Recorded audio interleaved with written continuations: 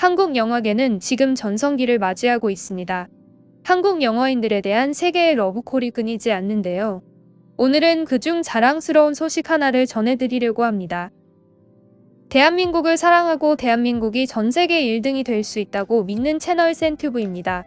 저와 같은 마음을 가진 분들은 구독하기 눌러주세요. 늘 기분 좋은 소식 전해드리겠습니다.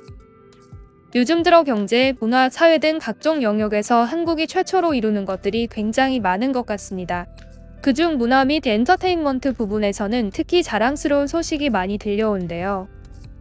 최근 한국계 감독이 연출하고 한국계 배우 및 한국 배우들이 출연한 미나리와 봉준호 감독이 연출을 맡아 전 세계적으로 큰 인기를 끌었던 기생충이 미국의 대표적인 시상식인 골든글로브의 시상 방식을 완전히 바꿨다는 소식을 전해드렸습니다. 방탄소년단은 빌보드 차트를 점령하며 전 세계적으로 영향력을 떨치고 있습니다.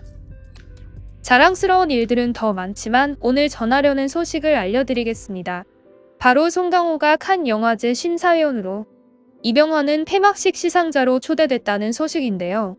송강호는 1994년 신상호 감독, 2009년 이창동 감독, 2014년 전도연, 2017년 박찬욱 감독에 이어 5번째 한국인 심사위원으로 초대됐습니다. 송강호가 출연한 작품들은 공교롭게도 칸과 관련이 많았습니다.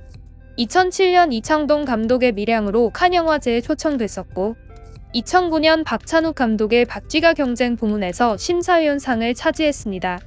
2019년에는 봉준호 감독의 기생충이 한국 영화 최초로 황금종려상을 수상하기도 했는데요. 이렇게 여러 차례 칸과 인연을 맺으며 6번째로 초청되었다고 합니다. 올해는 심사위원을 맡아 큰 활약을 할 것으로 기대됩니다.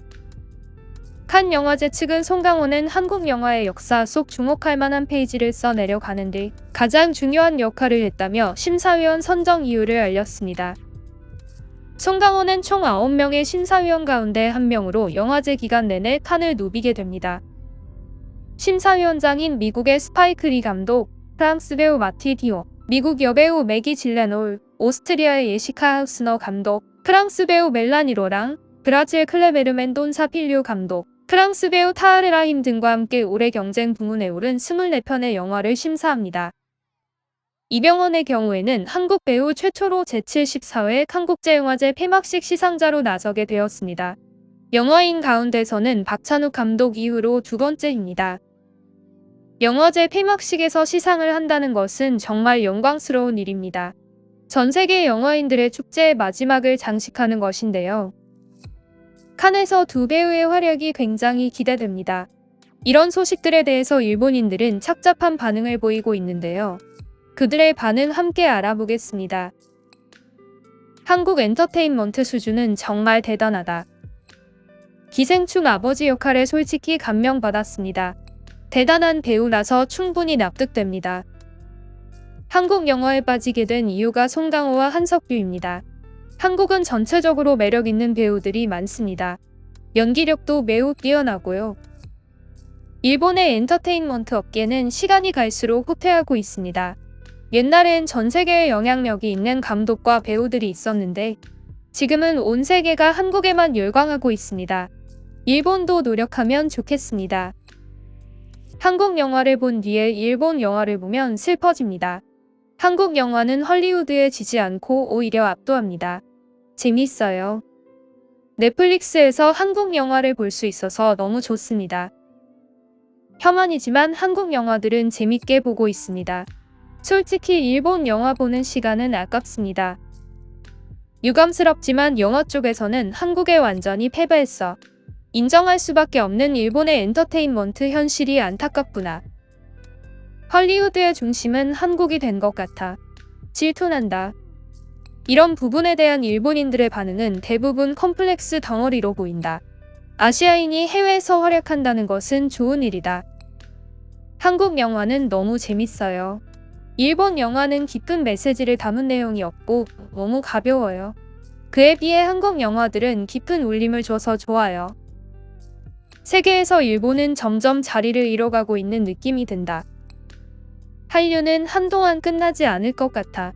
재능 있는 수많은 배우, 감독들이 넘쳐나. 한국은 싫지만 한국 영화는 정말 훌륭하다. 아이돌 그룹이든 드라마이든 영화이든 일본은 분하지만 상당히 뒤떨어져 있다. 한국 배우들의 연기력이 뛰어나서 좋아요.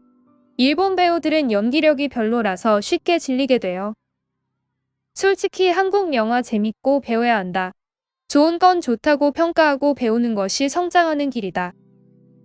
제발 한국 좀 보고 배워라. 답답하다. 일본 엔터테인먼트 뉴스를 보다 보면 절반 이상이 한국 영화, 드라마, 음악 얘기뿐이다.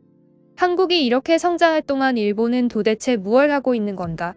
모든 면에서 한국에 뒤처지고 있다. 일본은 왜 전 세계적으로 영향력 있는 작품들을 만들지 못하는 것일까요? 답은 간단합니다. 일본은 항상 과거에 머물러 있습니다. 모든 부분에서 뒤처지고 있습니다. 현실을 직시하고 변해야 합니다. 먼저 일본 배우들 연기 연습부터 시켜야 합니다. 모두 틀에 박힌 연기만 하고 가끔은 보면서 민망하기까지 합니다. 배우라면 완전히 몰입시킬 수 있는 연기를 해야 합니다. 한국 배우들은 어떤 역할을 맡든 그 사람으로 변합니다. 두 배우가 칸에 간다는 사실은 솔직히 놀랍지 않습니다. 한국 영화는 세계 영화계의 주류가 되어가고 있습니다. 일본과 비교할 수준이 아닙니다. 이병헌의 연기를 보고 충격받았다. 모든 영화를 다 본 것은 아니지만 배역을 맡으면 완전히 그 배역을 흡수한다. 언제나 감동받고 있어요. 한국 영화계가 언제부터 이렇게 발전했을까?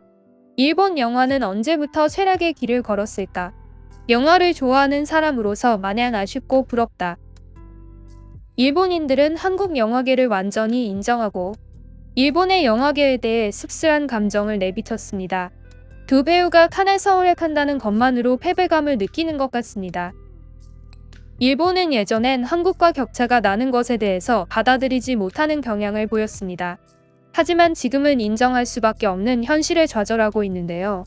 문화 말고 다른 부분에서도 인정할 부분은 확실히 인정하는 모습을 보여주면 좋겠습니다. 특히 역사의 경우엔 잘못된 지식으로 택도 없는 주장을 펼칠 때가 많습니다. 최근에 문제가 되고 있는 후쿠시마 원전 오염수 방류도 심각한 문제로 떠오르고 있죠. 자신들의 잘못을 받아들이고 사과하는 성숙한 나라가 되길 바라겠습니다. 그리고 잘못할 일을 더 이상 만들지 않는 나라가 되길 바라겠습니다. 오늘은 송강호, 이병헌이 칸에서 활약할 것이라는 소식을 전해드렸습니다. 우리나라 배우들이 앞으로도 세계 무대에서 활약하길 바라며 영상 마치겠습니다. 영상이 좋으셨던 분들은 좋아요, 구독 부탁드립니다. 긴 영상 봐주셔서 정말 감사합니다. 다음에 또 여러분이 재밌게 보실 만한 영상 가지고 돌아오겠습니다.